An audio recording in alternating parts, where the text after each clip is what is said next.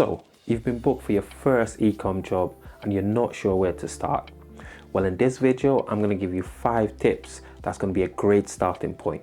And if you stay to the end, I'm going to give you one bonus tip that's very crucial and important for the process. So, tip number 1, lighting. And with your lighting, you want to keep it simple and consistent. A 2-light setup is perfect for e-com photography.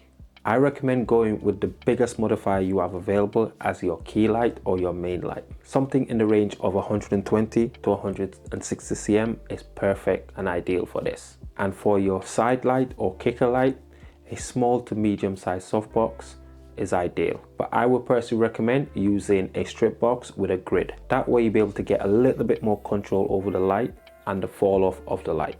That will also enable you to add a really nice separation on your subject's hair, body and the clothing. Tip number 2, the right camera and lens combination. For cameras, any DSLR or mirrorless camera will do an amazing job. And for your lens, I recommend going with a zoom lens, something in the range of 24 to 70 or 28 to 75.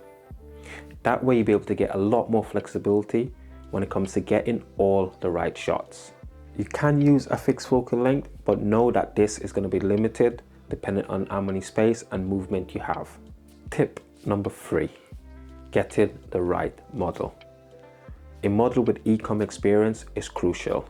Yes, it's important to get the right model to match the brand and the aesthetic of the brand, but the main purpose of your model is to model the clothes or the product to sell and make the product look appealing to a potential buyer. So the product needs to look good on the model and fit correctly.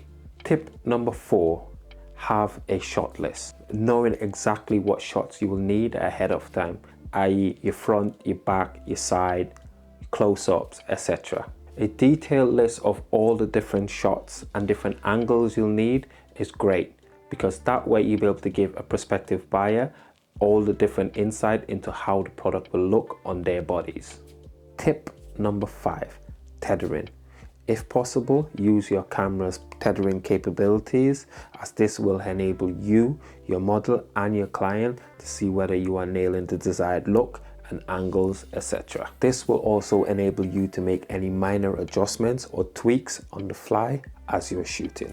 Most, if not all, camera brands has the ability to connect to a native app which will enable you to do this.